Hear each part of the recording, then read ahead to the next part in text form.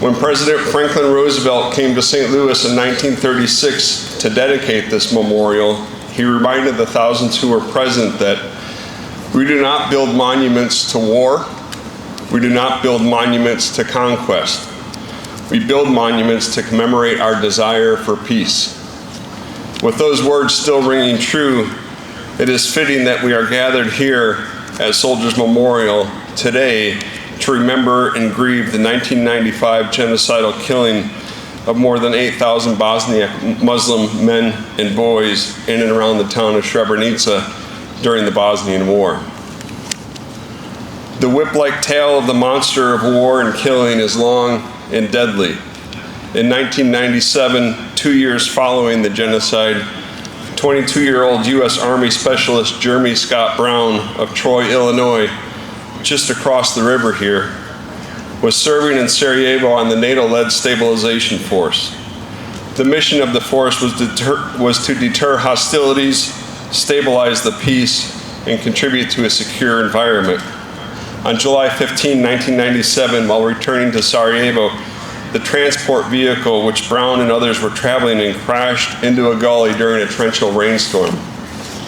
Tragically, Specialist Brown died in that crash.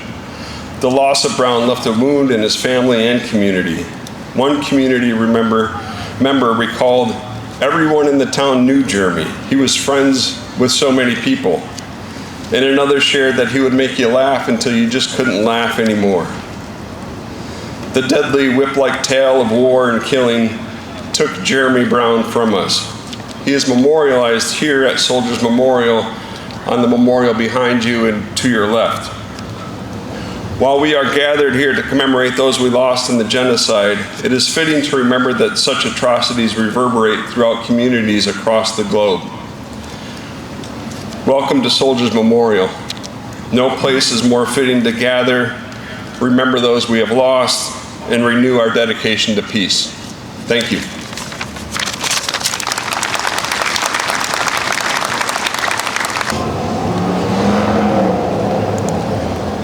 Good morning, ladies and gentlemen, distinguished guests, survivors, and supporters of peace and justice. My name is Nedim Ramić, and on behalf of the Srebrenica Remembrance Coalition and our partner organizations, I welcome you to this sacred gathering here in downtown St. Louis. Today, we stand here because we remember. We remember not to reopen wounds, but to ensure they're never inflicted again.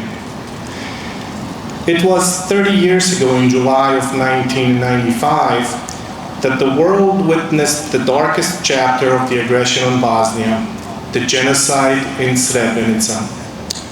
More than 8,000 Bosniak men and boys were taken, many hunted down in forests, executed in warehouses, and buried in mass graves, some still not found. Their only crime, being Muslim. This wasn't a Civil War casualty. This was genocide, recognized by international courts, documented by the survivors, and carved into the soul of our community and the world. Today, we are not just remembering, we are resisting. Resisting denial, resisting silence, resisting the slow erosion of truth that happens when the world moves on and forgets. Denial is the final stage of genocide, and silence is its accomplice. Our program this morning is a tribute not just to the memory of the victims, but to the resilience of the survivors, and to the next generation who must carry forward the torch of remembrance. You will hear powerful testimonies, witness historical truths, and feel the unbreakable human spirit in every word shared today. This is not a passive commemoration, it's a call to conscience. Srebrenica is not just a place on the map, it is a warning to the world. I ask you to reflect not only on what happened in Srebrenica, but what it means for us now in St. Louis, in America, and across the world. Because genocide doesn't begin with bullets. It begins with hate, it begins with propaganda, and with silence. And so we speak. To open today's commemoration, we are honored to share a message from someone who played a role in ending the war in Bosnia and Herzegovina, a man whose leadership and engagement helped bring about the Dayton Peace Accords. Please turn your attention to the screen for a message from the 42nd President of the United States, President Bill Clinton. I'm meeting with all of you gathered in St. Louis to commemorate the 30th anniversary of the Srebrenica genocide. And I join you in honoring the memory of the more than 8,000 men and boys killed across those terrible days in July of 1995. I will always mourn that it took the horrors of Srebrenica to rally our friends to join us in intervening, to stop the killing, and put Bosnia and Herzegovina back on the path to a brighter future. And I am deeply grateful that after 30 years, in spite of so many difficulties, the peace has held, and countless individuals have made a decision in their personal lives to choose reconciliation. We know that much more remains to be done in order to build a society that is truly whole. We also know that remembrance is a vital part of justice, and if the challenge is fostering that healing without fueling further division. Today and every day, as we honor those lost in the genocide, the greatest tribute we can pay them is to create a future worthy of their memory. Let us redeem the years they cannot have by building a world where all children are safe, loved, and have the chance to pursue their dreams, where cooperation triumphs over conflict, and where people of all backgrounds can live together as true partners. I still believe that future is possible, and will always stand with the people of Bosnia and Herzegovina as we work together to make it a reality. I'm grateful to know that all of you will too. So thank you, and all my best wishes for a meaningful commemoration. Thank you, President Clinton. And now it is my honor to welcome a leader whose work has consistently focused on justice, accountability, and service to the people of Missouri. Congressman Wesley Bell represents Missouri's 1st District and previously served as St. Louis County Prosecuting Attorney. As a champion of human rights and community safety, his presence here today reinforces the importance of truth and justice in the face of genocidal denial. Please join me in welcoming Congressman Wesley Bell. That's about the extent of my Bosnian, the words that I know, but one thing that I do know about our Bosnian brothers and sisters are 3 things.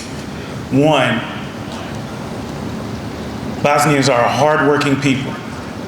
Bosnians are a family-oriented people. And you also have some really good food as well.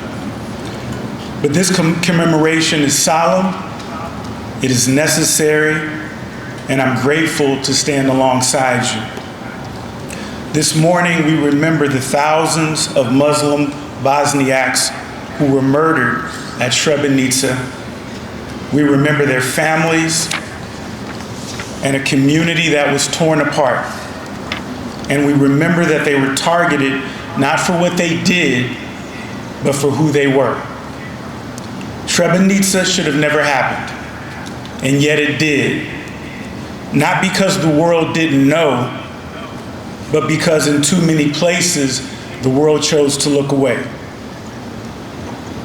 That's what hatred can do when it goes unchecked. What division can do when it's fed and used. And what happens when people convince themselves that silence is safer than speaking up.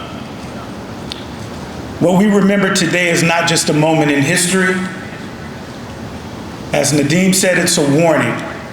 a warning that what can unfold when we decide that some lives matter less, when we let fear and nationalism take the wheel, when we start telling ourselves that truth is optional and justice is someone else's job.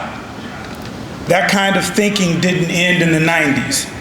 It just changes shape, molds, and reforms. With new avenues such as social media, this type of thinking is allowed to find new platforms, new words, and new targets.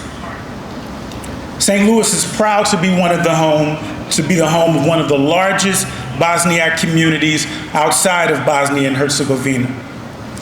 That's not just a point of pride, it's a responsibility.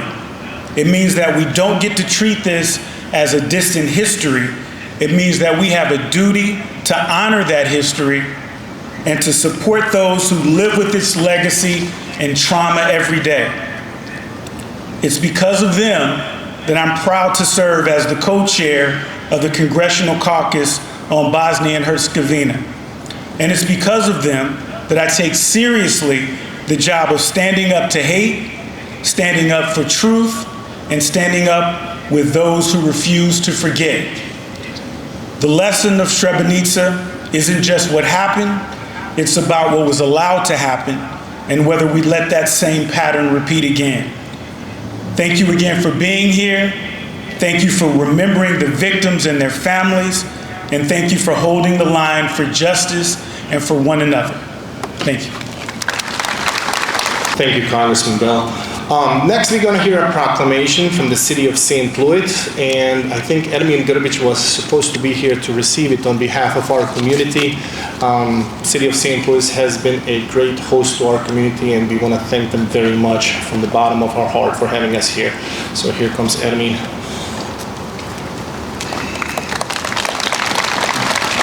Thank you.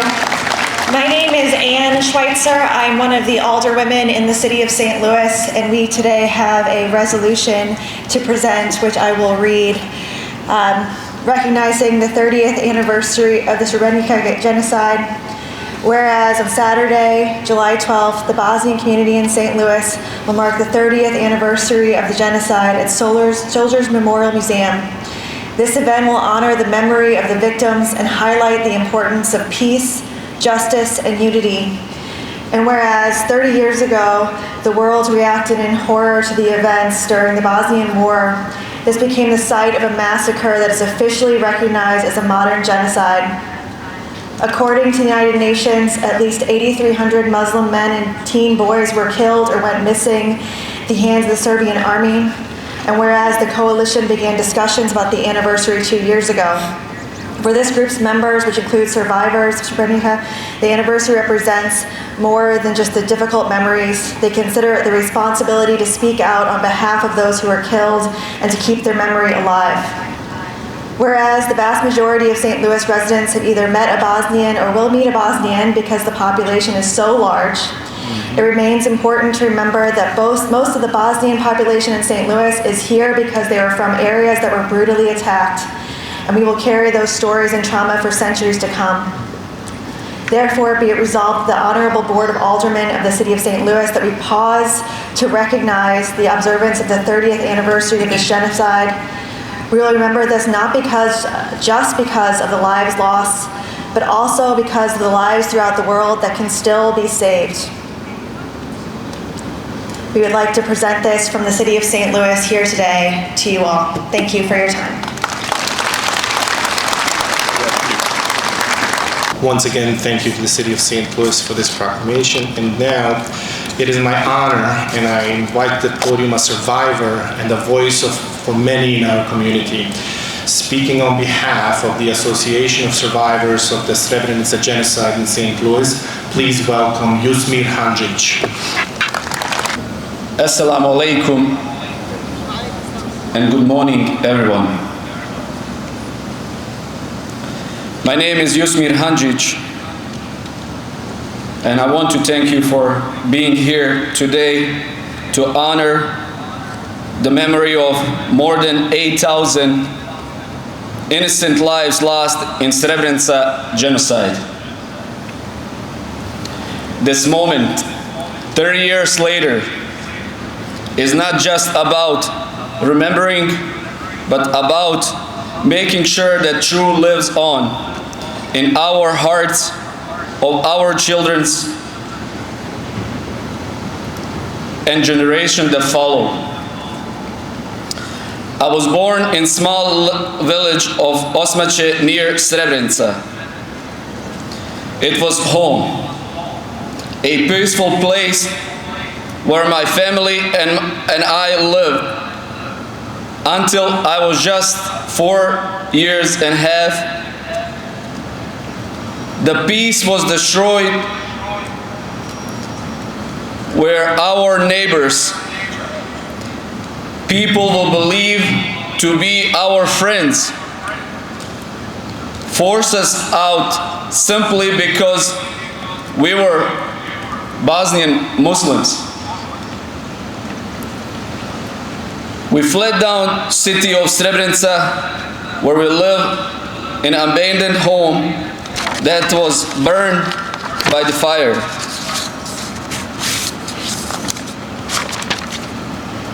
I finished first grade there, under the fear of war. Then everything changed again. Serbian forces began attacking Srebrenica, pushing us toward Potčari. I remember that fear, chaos, not knowing what will happen to us. Will we be killed?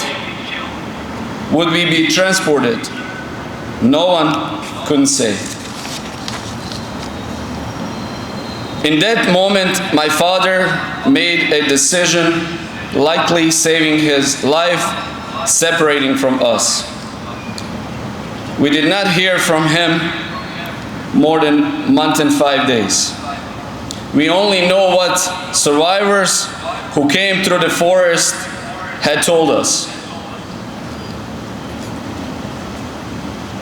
That they had seen him but did not know if he made it. Meanwhile, my mother, my 3 sisters, and I were transported to Kladanj and then to Lukovac. It was there finally that we reunited with my father. I will never forget what he looked like himself, again skinny, weak, and in terrible shape after walking through the forest with no food, hiding from certain death. But not all of my family made it out alive. We lost uncles, cousins, loved ones, men and boys who were taken from us simply because being Muslims. Some were executed on the spot, others vanished in the mass graves. To this day, we continue to grieve those we lost. And many families are still searching for remains. Their absences is wound to never will heal. We stayed in Lukovac until 2001, when we came to the United States in searching for better and safe life. My parents gave everything they had to rebuild, all while carrying the pain and trauma of what we survived. And I carry that too. There are things I saw at just 5 years old no child should ever have to see.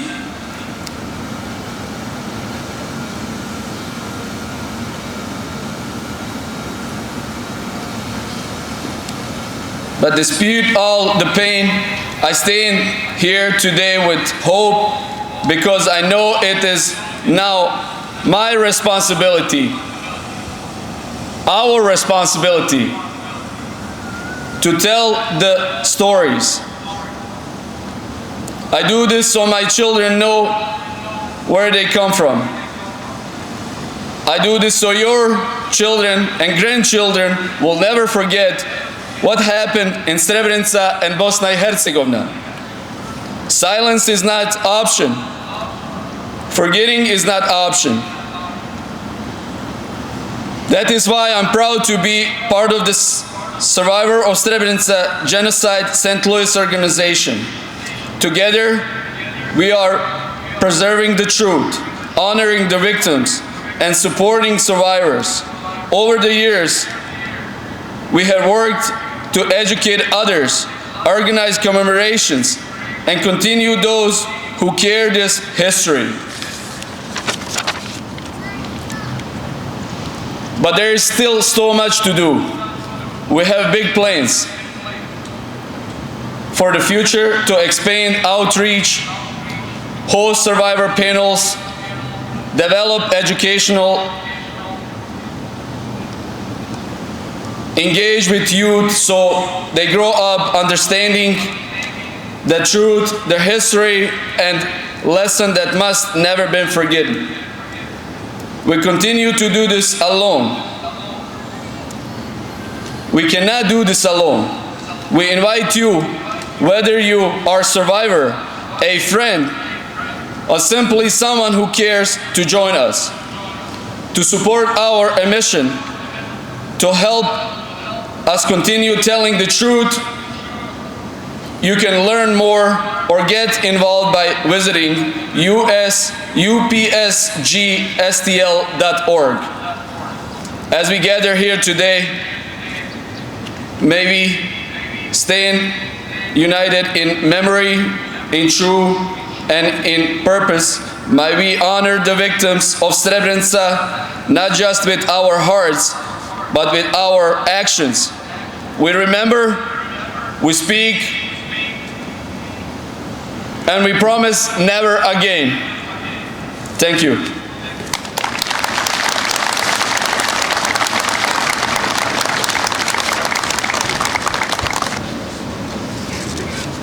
Good morning, everyone.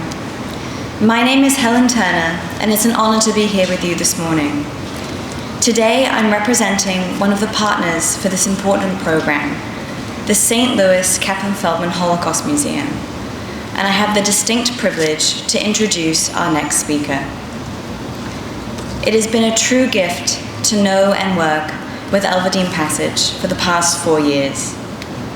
Elverdeen is featured in the museum's Impact Lab, where we discuss modern genocide, and he has participated in many of our remembrance programs. Over the years, he's become a trusted colleague and a very cherished friend.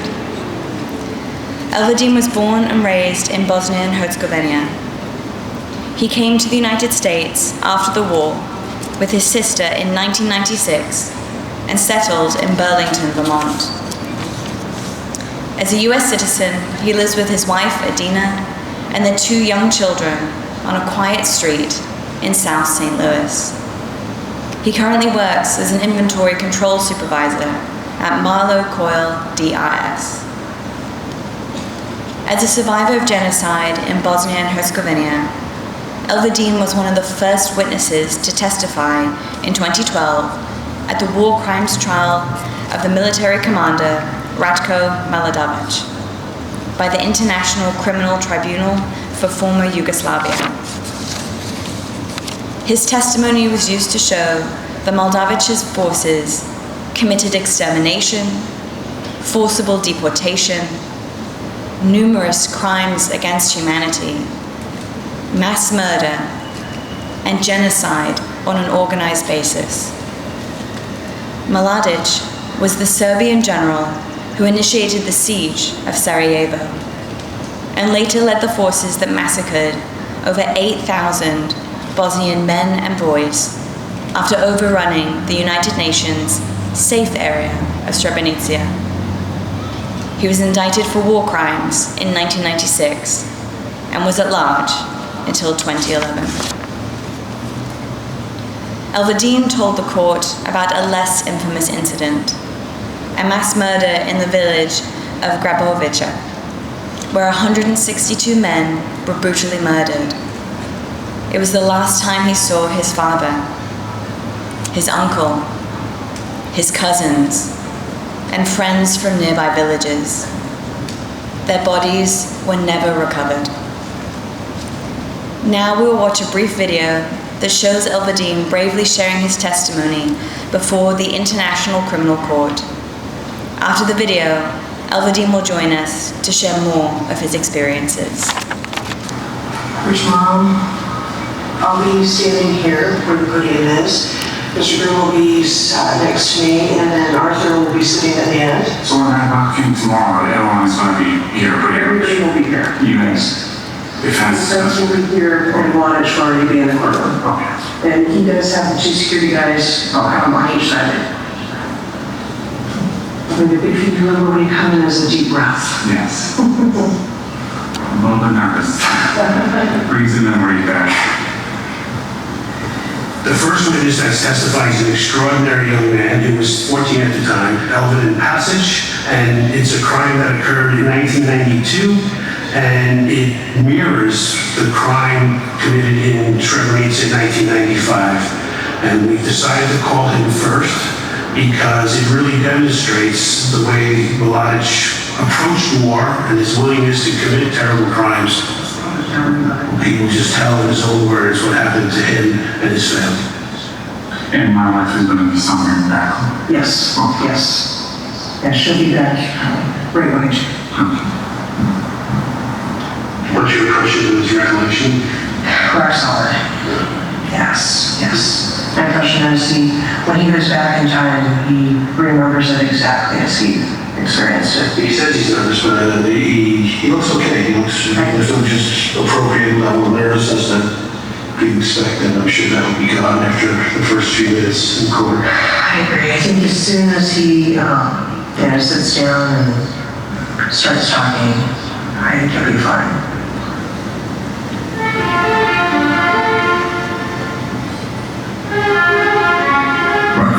Is facing 11 charges, including 2 counts of genocide, considered the most serious crime under international law. Here we go. The prosecution must prove his intent to destroy in whole or in part the non-Serb population in Bosnia. The defense insists he's innocent and never participated in or ordered any crimes. This is case IT-0992P. The prosecutor Mrs. Mladic. Thank you, Madam Registrar. Mr. Grimm, is the prosecution ready to make its opening statement? It is, Your Honor. Then you may proceed. Your Honors, 4 days ago marked 2 decades since Ratko Mladic became the commander of the main staff of the Army of Republika Srpska, the VRS. On that day, Mladic began his full participation in a criminal endeavor of ethnically cleansing much of Bosnia. The world watched in disbelief that in neighborhoods and villages within Europe, civilians were targeted for no other reason than they were an ethnicity other than Serb. Their land, their lives, their dignity, attacked in a coordinated and carefully planned manner. The next time I address you about the evidence in this case will be at the end of the trial. At that time, when I come before you again, I will ask that you give the people of Bosnia what they have waited so long for. The truth about what Ratko Mladic did to that beautiful and complex land. The truth about what Ratko Mladic did to Bosnia's people.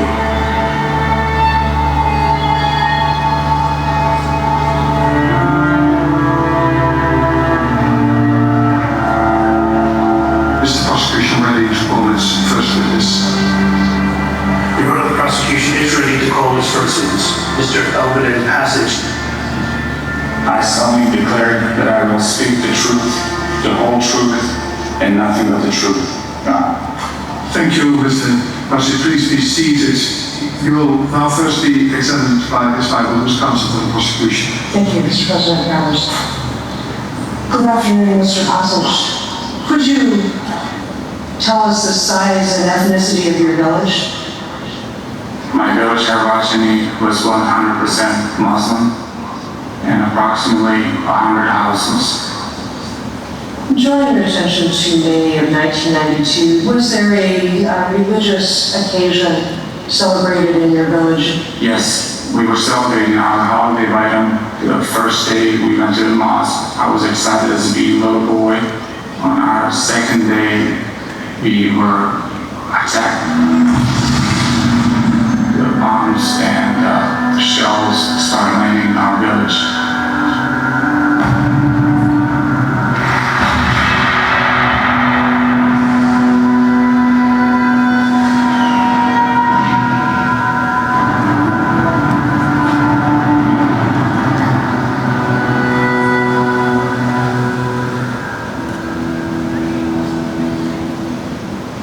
We were instructed to form 3 lines and to lay down in this puddle of mud and water. I was laying down next, my dad was on my left-hand side and my uncle was on my right-hand side. And as I was laying down, they all ordered us to, all the women and children, to get up.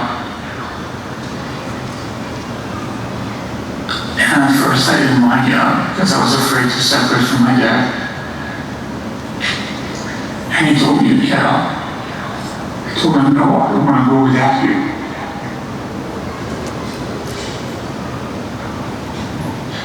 But he says, yeah.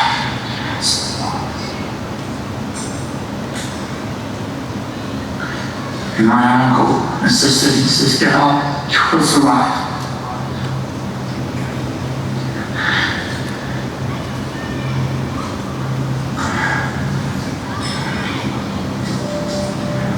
Since I'm reliving and going back to this, I had a dream about my dad last night.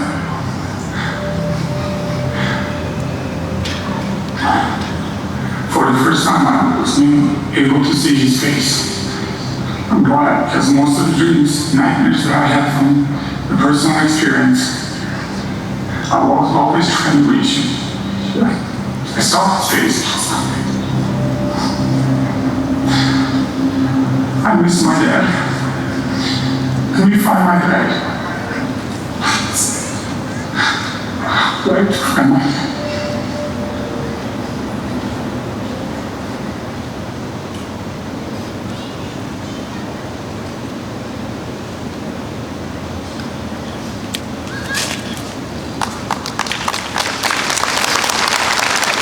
Assalamu alaikum.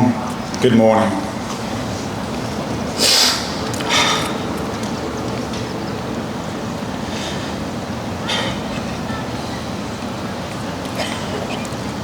Ladies and gentlemen, friends, survivors, family members, and all those gathered in the spirits of remembrance. I was only 14 years old when the war came to my village of Hrvaća near Kotrvarish in northern Bosnia and Herzegovina. Before the war, we lived peacefully. Bosniaks, Croats, and Serbs, neighbors, friends, and schoolmates. We played soccer and basketball together. We shared meals, celebrated holidays, even wore each other shorts and shoes. I remember those days with warmth because they were real. That was our life before hatred was allowed to speak louder than humanity. But on the second night of our Muslim holiday, Eid al-Adha, in June 1992, that peaceful life ended. Our village was shelled by Serbs police from Banja Luka in coordination with local Serb forces and VRS troops. The town of Kotrvarish quickly fell. Our homes were attacked. My family and I ran for our lives like so many others. We became hunted. Not because we had done anything wrong, but because who we were. We spent months moving through forest, enemy territory, searching for safety, searching for mercy. Anyone who tried to help us was interrogated and detained by Serb soldiers. Eventually, a large group of us, tired and broken from hiding, decided to return to Hrvaćani, only to find in it ashes, homes destroyed, the elderly murdered, our dog was shot, and everything we had gone. We were told to leave again by a Serb soldier, this time for Večići, another village under siege. But Večići could only hold on for so long. The last stronghold fell, and then came the journey that changed my life forever. Fearing for my safety, my father took me with him on a group of 700 others, mostly men, some women and children, as we tried to flee through the woods towards safe territory of Travnik. At night, in silence, we moved through the dangerous terrain, believing that maybe freedom was near. But we were ambushed. Roughly 200 of us captured, including my father, uncle, cousin, relatives, and me. We were taken to school in the village of Grabovica, ordered to lie down in rows on a muddy ground, 3 deep like sardines. I was face down between my father and an uncle. Serb soldiers celebrated around us, drunk on power, firing bullets over our heads, agonizing us, picking people at random to beat or kill. My father was pulled from the group, accused of stealing Serb soldiers' boots. I heard every punch, every groan that he made while beaten by Serb soldiers, and yet somehow he came back. He lay down next to me and whispered, "Don't worry, everything's gonna be okay." Soon as Serb soldiers yelled, "Any women and children, get up now." I froze. I didn't want to leave my father. I was scared. Then my uncle whispered, "Get up, child. You will survive." And I did. I was the very last one to get up. As I walked away, I saw Imam from Večići village faced up in the blood, motionless. We passed angry mobs on the side of the road, spitting, screaming, throwing stones at us as we were walking towards school. At school, we were forced to stand in the courtyard, guns pointed at our heads. I thought we would have been executed right there and then. But instead, we were locked inside, cold, hungry, soaked from the rain. That night, I heard the screams of men taken upstairs, men who never walked out again. The next morning, bus arrived, we were forced to board it. We passed through another angry mob, forming a gauntlet for us to go through. As we were walking, instructed to walk through the gauntlet slowly, they were beating us, screaming, hitting us with everything that they had. At one point, I was pulled down by a woman dressed in the black with a knife in her hand over my throat. She was screaming and yelling, "Let me kill this little Balia. Let me kill this little one." Blaming me for her son's death. A soldier pushed her away and shoved me onto the bus. I was the last to board. As the bus drove away, I looked up on the second floor of the school. A hand was waving through the window. I believe it was my father's. I never saw him again. Around 169 men were killed by Serb soldiers that night, according to a verdict from the Hague Tribunal Court. Mass grave of 8 victims was found years later.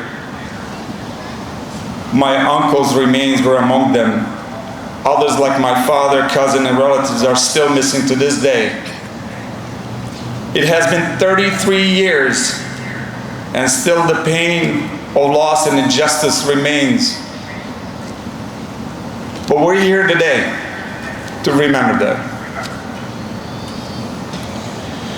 to say their names in our hearts, to honor their lives, their stories, their dignity. Ladies and gentlemen, We must not be silent. After the Holocaust, the entire world said never again. But it happened again in Bosnia and Herzegovina. And it continues to happen in other places because hate, once unleashed, grows fast. It begins with words. Words that deny someone's humanity. Words that divide, blame, and vilify. And those words become weapons. We see this all around the world today. Ethnic politics, hate speeches, genocide denial. That's why we must speak up. We must educate our next generation about what happened in Grabovica, what happened in our Srebrenica, but why it happened and how to prevent it. We must defend the truth, not just for our loved ones, but for every community facing dehumanization. Today, I speak not just as a survivor, but as a witness. I carry with me the names of those who never came back. They deserve more than silence. They deserve justice, truth, and memory. So let us honor them today and every day by standing together, not just in remembrance, but in responsibility. Let our message be very clear. Never again must truly mean never again. Thank you. Thank you very much. Thank you, Alvadine, for the moving testimony. Reading to distinguished guests, government representatives, civic leaders, dear survivors and family members, thanks to Patrick McCarthy and the Srebrenica Remembrance Committee, the organizing committee, for inviting me to join you today. Elie Wiesel, a Holocaust survivor, wrote of the importance of remembering the victims of the Holocaust. He emphasized that justice without memory is incomplete justice. False and unjust. To forget, he said, would be an absolute injustice. His insistence on the relation between memory and justice can also be relevant to our commemoration of the Srebrenica genocide today. But what is remembered? Following the historic adoption of the UN resolution designating July 11th as the International Day of Reflection and Commemoration of the 1995 Srebrenica genocide, it is important to recall that the genocide in Srebrenica was the culmination of 3.5 years of aggression against Bosnia by armed forces supported and managed by Serbia and Croatia. The International Criminal Tribunal for the former Yugoslavia found that there were numerous joint criminal enterprises involving Serbian and Croat nationals whose fundamental aim from the beginning in 1992 was to achieve ethnic homogeneity in what became known as Republika Srpska, or in what was named Herceg Bosna. These findings meant that it was not a civil war, but an armed conflict of an international character. From the earliest to the final cases of the ICTY, trial and appeals chambers alike found that there was a common plan to expel non-Serbs from Bosnian Serb-claimed territory to achieve ethnic homogeneity. So as a result of these eliminationist goals, which are also detailed in the Karadzic judgment, the census data indicates that in Foča, for example, the Bosniak population was reduced from almost 50% in 1991 to 6% in 2013. In nearby Kalinovic, the population was reduced from about 30% in 1991 to just 2% in 2013. These are what I call the demographics of genocide. So the Srebrenica genocide can be seen as the culmination of this eliminationist or genocidal project from 1992 to 1995. And it's a matter of great concern that those ultranationalist ideologies seeking Greater Serbia or Greater Croatia are still trying to achieve their goals of the 90s. So commemoration such as ours today can play a role in rebuilding and restoring a post-genocide society that has been so deeply traumatized. Commemoration such as ours today can be part of a resistance to the nationalist ideologies of the 90s that are still a threat.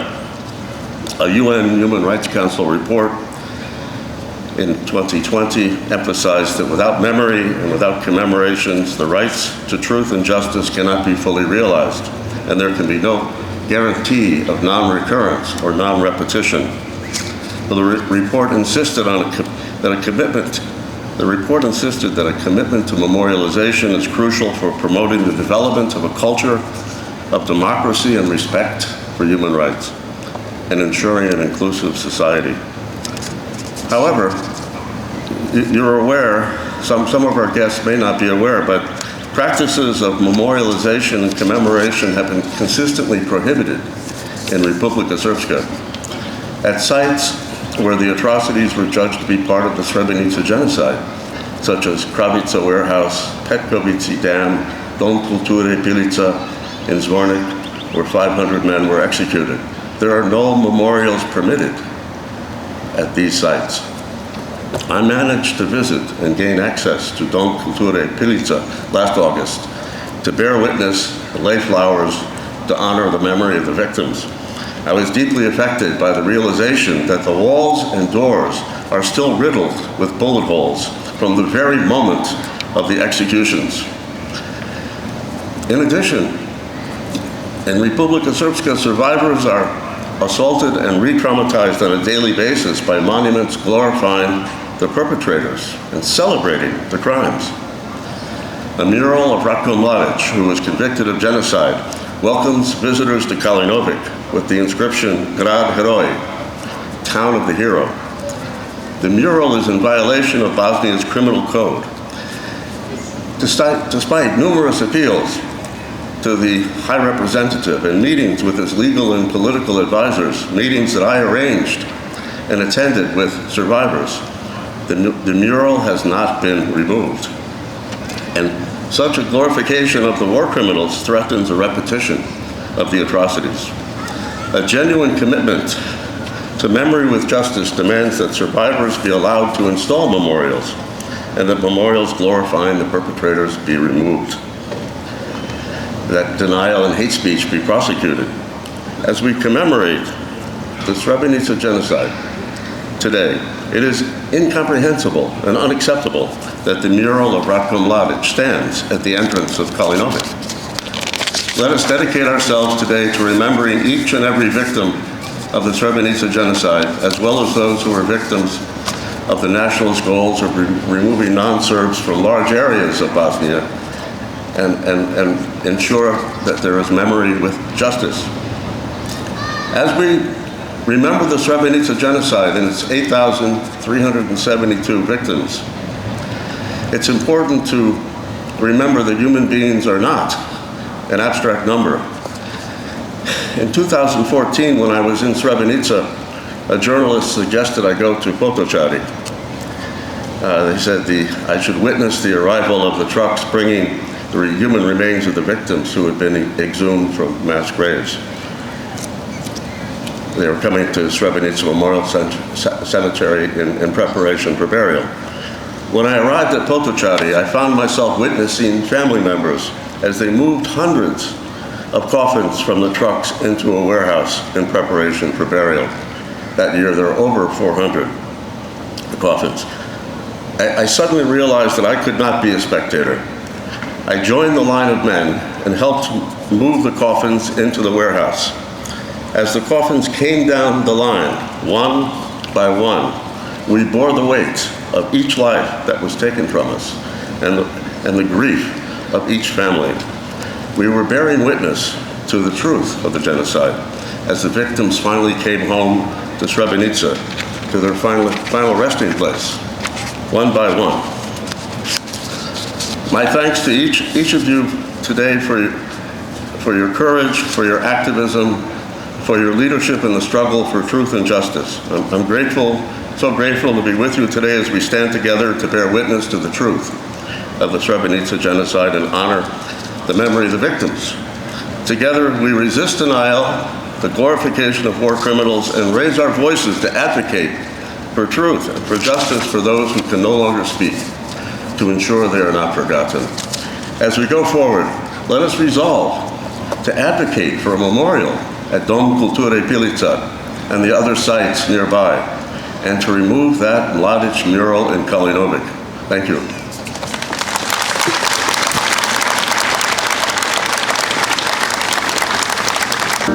The genocide indictment against General Ratko Mladic divides his crimes into various phases. The early part of the war around Prijedor, northwest Bosnia, then the siege of Sarajevo in the center, and then finally the enormous catalogue of crimes that took place in this place in 1995, Srebrenica.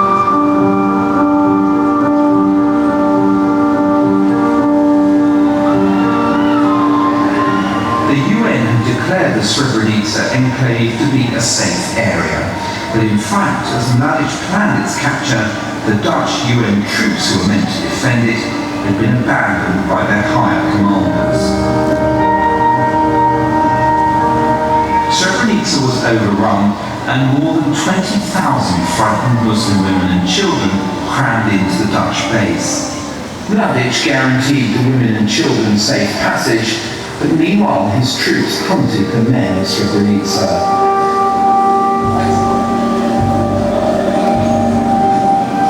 They were gathered in places like this school. The man who told us that, Srebrenica, went back with us for only the second time since Serb troops brought him and hundreds of others here to kill them.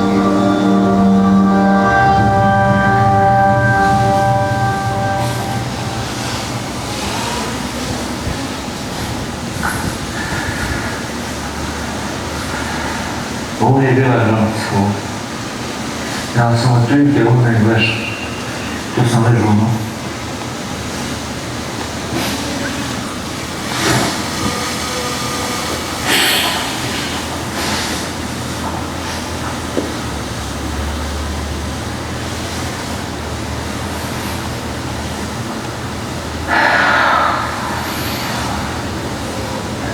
Vidiš, bila ponavljati. Uspjeh.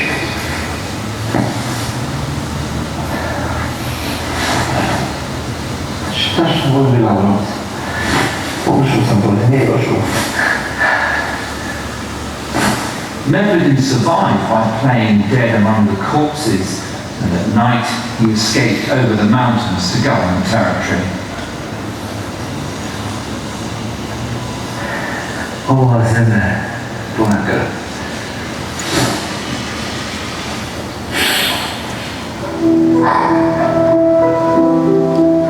Srebrenica is haunted by the loss of his father, brother and numerous cousins, and also by the fact that he still recognises Serbs around here from those killing fields.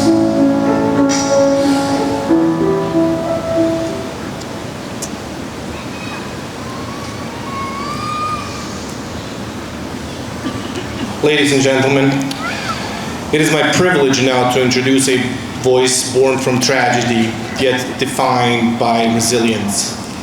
Behidin Piric is a survivor of the Srebrenica genocide. In July of '95, his grandfather and great-uncles were among the more than 8,000 killed, with their bodies later discovered in mass graves. As a son, student, a memory keeper, Behidin carries not only his personal grief, but the collective grief of his family and our community. His presence here serves as a living testament to remembrance, truth, and the ongoing fight against genocide. Please join me in welcoming Behidin Piric. Thank you, Nadim, and thank you for Mark hosting us here at the Soldiers Memorial, and thank you for all joining us here in the 30th commemoration of the Srebrenica genocide. As others have said, commemorating events like this is the #1 way we can share our stories and make sure that something like this does not happen again. I was born myself in Srebrenica, but due to the fact that the village that I was actually from was destroyed by Serbian forces. That village was Krivace. After the war, we slowly rebuilt, and at this time, that village has a few homes there. My father is there right now with my mother. During the war, as war broke out and our Serb neighbors began to attack us, we resorted to hiding in the forests, to eating whatever we could find, which was not very much. We resorted to everything and anything imaginable to survive. But we were not only attacked by our neighbors, this was a effort by the overall Serbian nationalistic agenda to exterminate a people who the only thing that they had done wrong was be born a Muslim. People speak a lot about heroes these days. There's a lot of movies made and there's a lot of books written.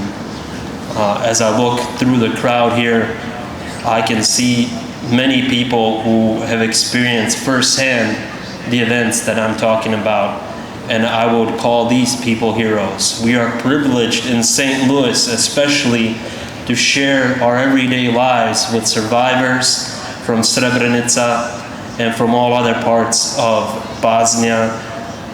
We work with them, we see them at the mosque, we see them in events like this. When going to Bosnia, there is, of course, an effort to deny what we have been through.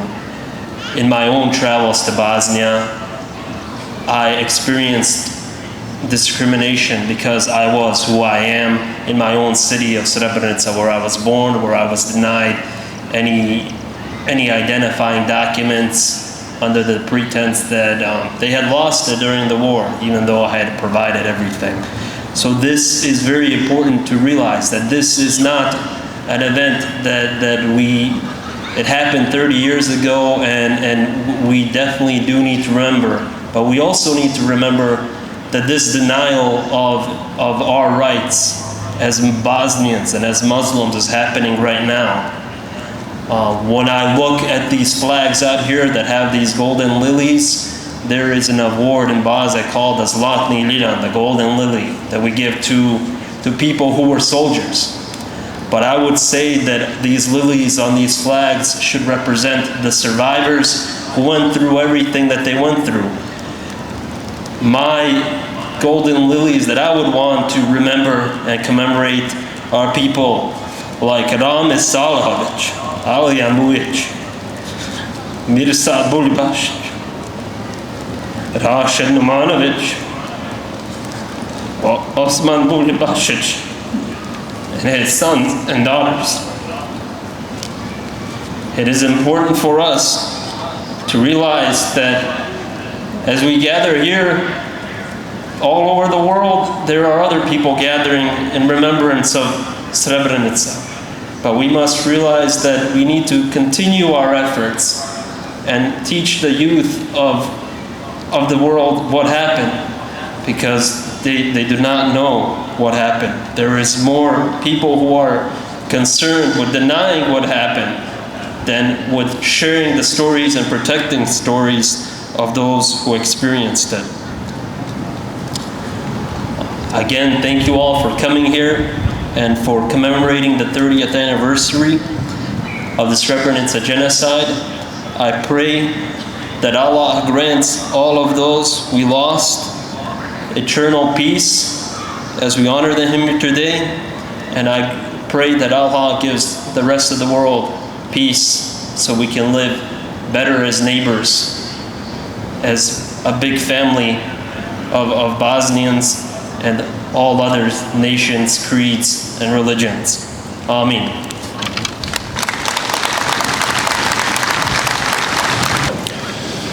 Thank you, Bahini. We will now turn to a message from a respected spiritual leader whose voice has brought comfort, guidance, and strength to generations of Bosnians before, during, and after genocide. Please turn your attention to the screen for a recorded message from the Reis Ulema of the Islamic community in Bosnia and Herzegovina, Dr. Hussein Efendija Kavazović. Poštovani prijatelji, braćo i sestre, okupljeni u gradu St. Louis u prijateljskim Sjedinjenim Američkim Državama. St. Louis je dom najvećoj populaciji naših ljudi u jednom gradu van Bosne i Hercegovine i vaše mjesto koje uživate u američkom društvu i sve što činite za vašu domovinu su inspiracija i uzor drugima. Hvala vam na vašoj odlučnosti da čuvate istinu o genocidu u Srebrenici. Vi ste utjeha majkama i preživjelim žrtvama. Vi ste glas onih kojima su dželati oduzeli glas u Bosanskim brdima oko Srebrenice u julu 1995. godine. I dok se prisjećamo žrtava, mi se moramo prisjećati i njihovih dželata i njihove odgovornosti. Moramo se prisjećati i pogrešnih politika koje su dovele do genocida. Genocid je najbolji pokazatelj kuda vodi mržnja, isključivost i dehumanizacija drugog. Zahvalni smo vlastima i narodu Sjedinjenih Američkih Država na njihovoj podršci Bosni i Hercegovini i preživjelim žrtvama genocida. Ponosni smo na sve vas koji živite i radite u Sjevernoj Americi. Vi ste najbolji ambasadori istine onome što se dešavalo i dešava u Bosni i Hercegovini.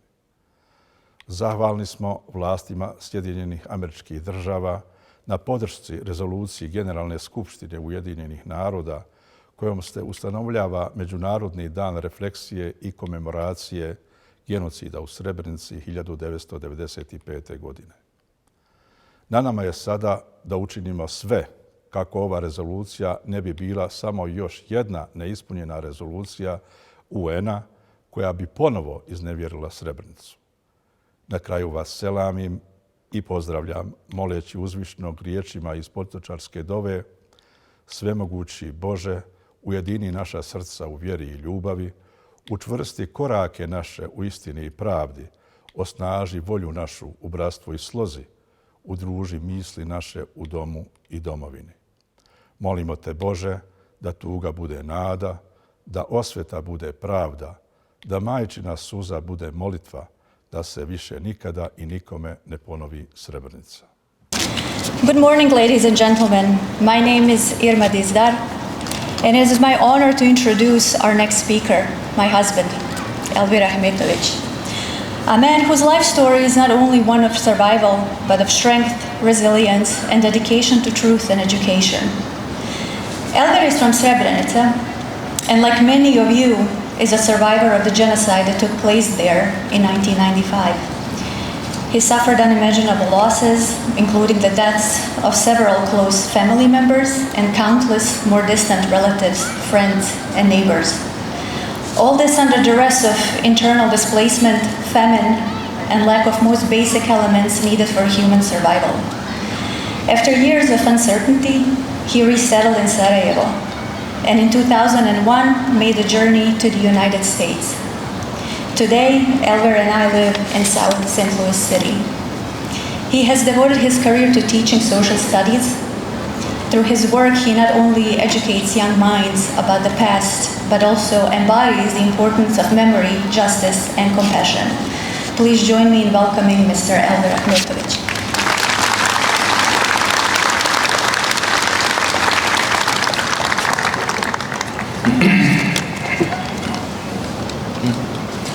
Good morning.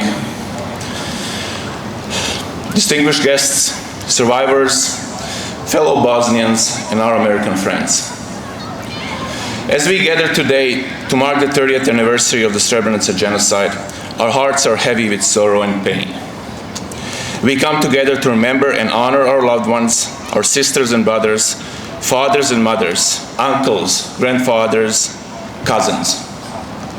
I personally lost my 4-year-old sister Mirella, my uncle Nezir, and my grandfather Hussein. But sadly, my story is not unique. Nearly every family from Srebrenica carries similar burden. Stories of lives cut short, of futures stolen. It is nearly impossible to meet someone from Srebrenica who did not lose one or more members of their family. More family members during the siege and the horrific events of July 1995. And many families are left with not a single male member. Even now, 3 decades later, many of us are still searching for the remains of those we lost, desperately seeking closure that time has not yet granted. As survivors, it is our moral imperative to keep the memory of our loved ones alive. We need to speak on their behalf, for they no longer have a voice. As a community, we need to foster a culture of remembrance through education, public speaking, survivor testimonies, work of cultural institutions, and solemn occasions like the one today. Our collective remembrance will ensure that the Srebrenica genocide will remain in memory of future generations of Bosnians, but also that it is remembered around the world. My fellow Bosnians, I urge each of you to do your part, no matter how small and insignificant it may seem. Tell your children about it, talk to your neighbors, your co-workers, speak up whenever you can. And to our American friends, we ask that you stand with us in this noble effort.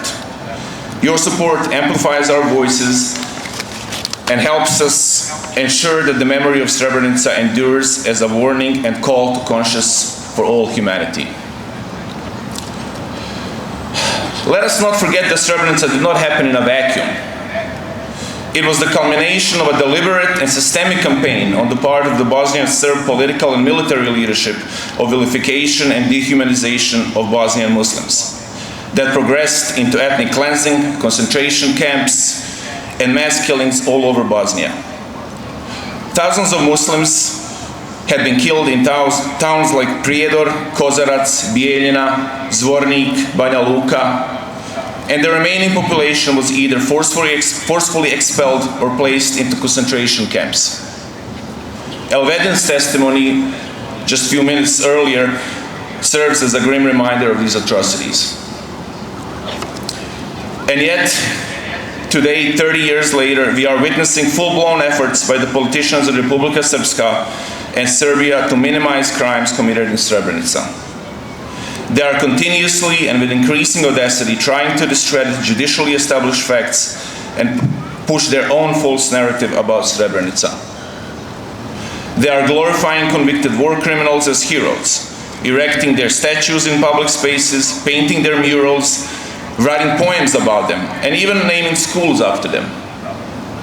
It is a vile and pervasive campaign that only serves to deepen divisions between Serbs and Bosniaks and make reconciliation impossible.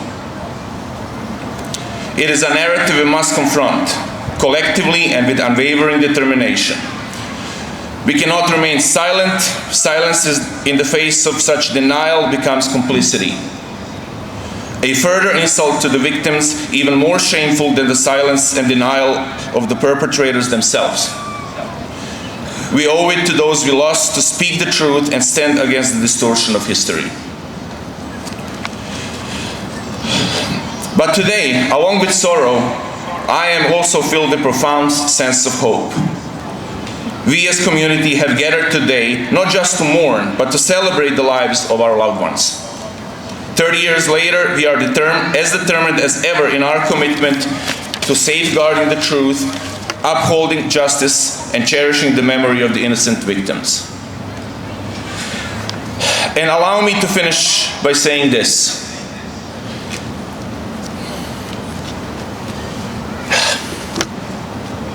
Dear Mirella, Nezir, Hussein, Ahmed, Nihad, Šefik, Lutvo, Sakib, Zuhdo, Behia, and many more. We will speak on your behalf. We will keep saying your names aloud for the world to hear, as long as we live. You will remain in our eternal collective memory. Thank you. Thank you, Elvir. Thank you very much. Now, I request your attention for Imam Efendi Enver Kunic, who will lead us in a concluding prayer of remembrance. Assalamu alaikum. May peace be upon you all. In the name of God, the most gracious, the most merciful. Dear God, we turn to you today with hearts full of sorrow. We remember those whose lives were taken in Srebrenica and in every place where injustice has caused suffering. We remember the mothers, wives, and daughters who still carry pain in their hearts. We remember the fathers, brothers, sons, and friends who never returned. Dear God, grant peace to their souls. Fill their graves with light. Let them be surrounded by your mercy. Dear Lord, help us never to forget. Let remembrance be more than just words. Let it lead us to kindness, courage, and truth. Dear God, help us stand for justice, not only for ourselves, but for every person who is wronged. Help us speak the truth, even when it is difficult. Give us the strength to reject hate and to respond with dignity and peace. Dear God, let us never ignore or forget the suffering of others. Don't let time make us forget. Make us people who remember with purpose, who feel with sincerity, and who act with responsibility. Let our remembrance unite us and not divide us. Let it bring healing, not revenge. Let it open our hearts to others so that we never allow such tragedies to happen again. Dear God, bless those who educate, who remind, who speak, who carry the truth forward. Dear God, bring peace to the hearts of those still grieving. Bring justice to those still waiting. Bring clarity to those still in denial. Let us remember, not just today, but always. Let us honor, not just in words, but in action. And let us promise, never again. Dear God, let sadness turn into hope. Let revenge be replaced with justice. Let every mother's tear become a prayer, so that what happened in Srebrenica never happens to anyone again. Amen. Now I ask you to stand with me for a moment of silence, a silence in which we say, we remember, we honor, and we promise never again. Al-Fatiha.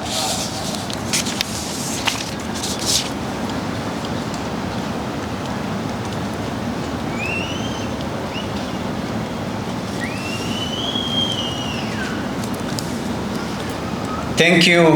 May God grant peace to the innocent, justice to the oppressed, and guidance to us all. Amen. Assalamu alaikum.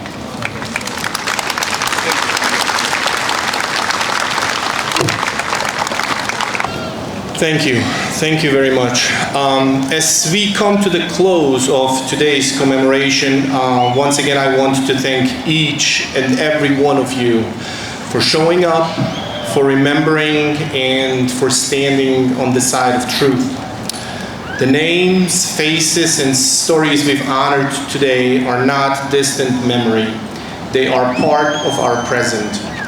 And as survivors, descendants, allies, and neighbors, we carry this memory forward not only with words, but with action.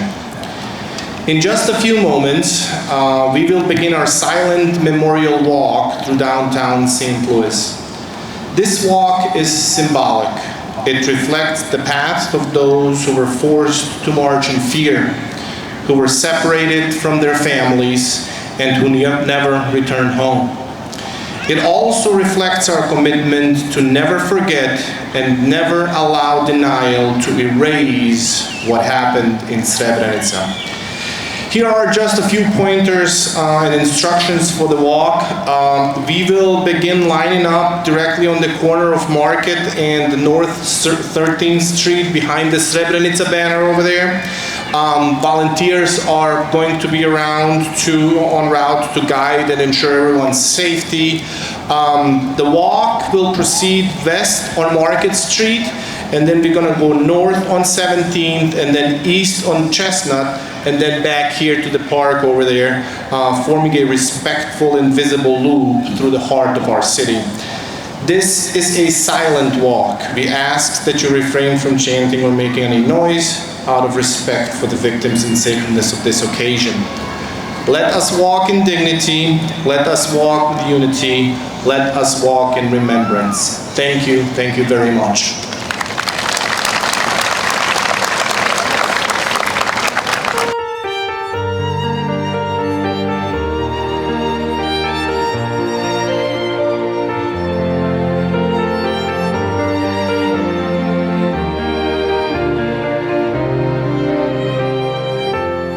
Hold my hand and don't let go. Mama, I love you so. They're taking me away. I don't wanna go. Mama, pray for my soul.